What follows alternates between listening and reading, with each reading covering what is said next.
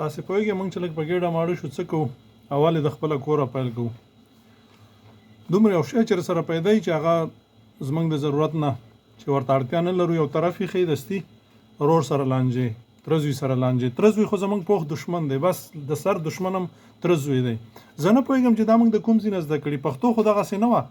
که پښتو موږ او تاسې چېرته لوستلی وی د پښتو موږ او تاسو تاریخ لوستلی وی داسې نه و داسې نه چې د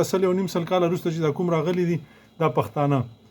ترزوی اولین د دوی دشمني او بدبختانه چې تر زامن هم دغه شی چې دا غیم په فکر کې خو چې څنګه غری هغه سي زناوري څنګه چې زم هغه سي په مترزوي نو بیا چې 100 روپے پیدا کاغه د یو طرف ته یې کنور څه نشي په ترزوي داوا کوي په داسې وړو خبرو باندې په سپی باندې جنگ په خرج جنگ په یو نیالګي باندې جنگ په پوله جنگ د تیګه خودلته و د دلته ول راغلي په پولی باندې تلی په دې باندې موږ لیدلی چې دا غویا والے په دې لارې د ژوي والے په دې لارې باندې تلی ډزې ور باندې کړي را پاتېدل نه وخلکو په دې کې به نه چې دا دشمن راغی او دشمن د موږ سره څو وکړل څه رانه بوتلل او څه لا کوي دې کې به نه خو وخلکو ولې موږ تاسو داسې یو ولې موږ تاسو د ترزوی سره ولې د رور سره ولې د همسایه د گاونډي سره ولې مرستې نه کوو په ځای دی چې موږ تاسو دښمنیان کوو دا ځکه چې موږ تاسو نه پویو او دویم کار په موږ تاسو کې څنګه دی چې بیا چې دا غینه مرختا شي چې لک دبدبه پیدا کا بیا نو څه کی بیا دویم واده کوي او بعض خدا سي داسې مشته چې دویم او بل ورپسې لګیوي دا خبره زکه کوم نن په جمعات کې یو څوک را نږدې شو وی غواړم یو واده وکم مبارک شه وی نه وای کوم مبارک شه مام پکې روغاړه بیا مورتي ته خو واده لري وی نه غواړم بل وکم مالوالي وی بس کاروبار خده پیسې مې پیدا کړې دی باید دا خو سنت دي وخلکو سنت ژوند کوي د فرض په کیسې کې نه یاستئ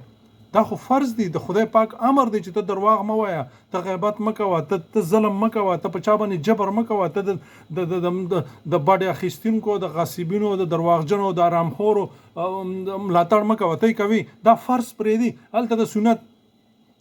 او بیا خدای یو بدبخت را پیدا کړي او بیا سودا ور سره په لور باندې وکا وای کا او خلاص به وي دا سنت دی د فرض په کیسې کې نه او د سنت په کیسې کې دا هغه خبرې دي چې هغه ناپویانی دي چې په منګو تاسو کې شته نو راځي چې منګو تاسو رور ته رور وایو ترزي ته ترزو وایو گاونډي ته گاونډي وایو او څه وکړو لاس ورکو مرستې وکړو دغه پیسې ما هم دغه نو مې ځکه نه اخلم ماته ویل ته چې هر څوک تاسو سره مشوره وکړي ته بیا ویډیوګانې ورپسې کوي ما نوم د نه اخلم ویډیو حکم ولې چې دا د ژوندانه تجربې دي خو نوم د نه اخلم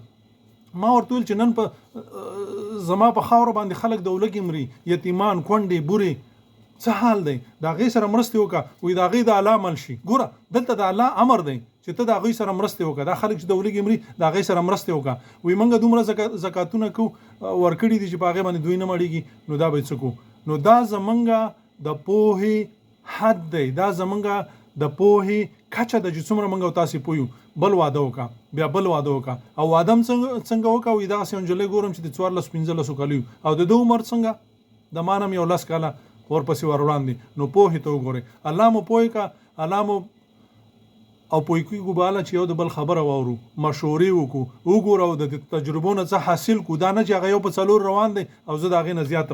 روان شم یو بل ته لاسونه ورکي یو بل سره مرستې وکي یو بل ته سم لار وخی یو د بل په درد باندې ودر دیږي یو د بل په غم باندې غمجن شي یو د بل په خوشاله باندې خوشاله شي په خوشاله کې ملاتړ وکي او په غم کې ملاتړ وکي ور سره کې نه همدا د خدای امر دی